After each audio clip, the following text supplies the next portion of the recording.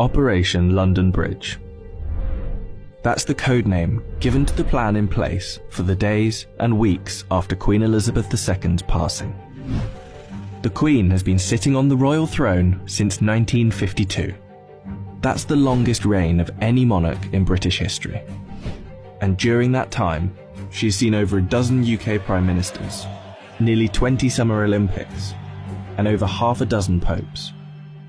The Queen is the cornerstone to the Commonwealth, the patron to almost 600 organisations and charities, and plays a pivotal role in the UK's alliance with many countries.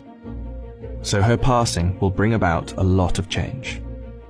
Not just for the United Kingdom, but potentially the world.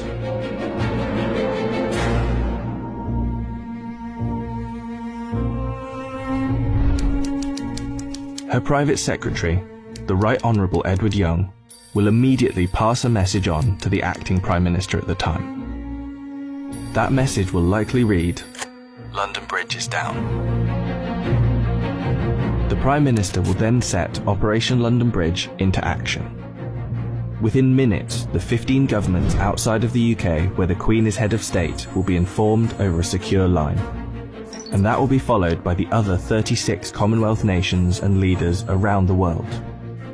The gates of Buckingham Palace will then dawn a black-edged notice of the news.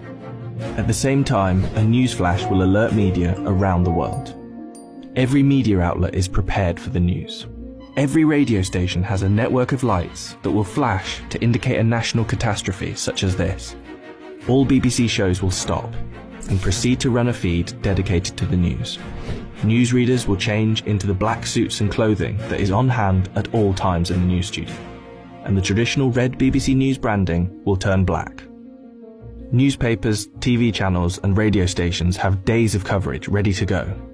On the same day as her death, the Queen's eldest son, Charles, will immediately become king, and it's reported that the stock exchange, businesses and shops across the UK will likely close for the day out of respect. The day after the Queen's death, on a live stream, Charles will make his first official speech as king, and the government will swear its allegiance to the sound of a 41-gun salute in Hyde Park, London. After that, King Charles, if this is the name he so chooses, will set off on a UK tour, visiting the leaders of government in the capitals of each country, Edinburgh, Belfast and Cardiff, before returning to London. During this period, TV channels will play the many documentaries already made in the Queen's honour, and the BBC will refrain from playing comedy shows as a sign of respect until after the funeral. 4 days after her death, the Queen's coffin will be led on a military procession from Buckingham Palace to Westminster Hall. Here she will lie in state over the next 4 days, and after which King Charles, family and dignitaries will pay their respects. Then the doors will open to likely hundreds of thousands of people queued up outside.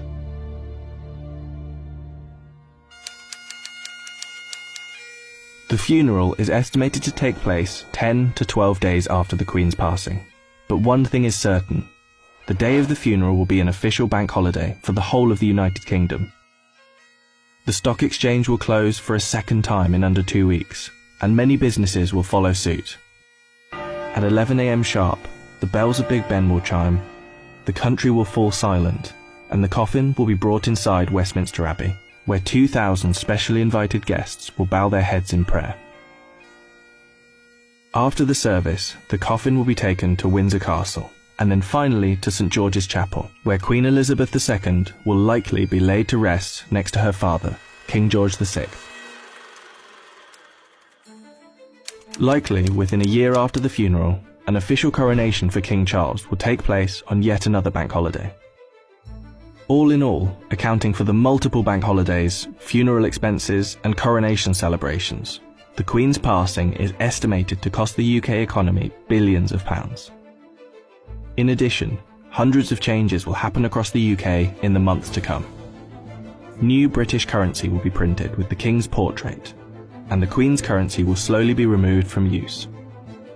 The same will happen for stamps, passports, and police and military uniforms, and the national anthem will be changed to God Save the King. Not to mention how the world and Commonwealth will react to the new king could alter the British royal family forever. For example, there is growing support in Australia for the country to become a republic, and the Queen's death could heighten that support. This could lead other countries to follow suit, which would almost certainly weaken the British monarchy. This scenario will one day be upon us. Operation London Bridge will be triggered, and arguably the biggest funeral of our lifetime will be witnessed around the world. This will be the end of an era.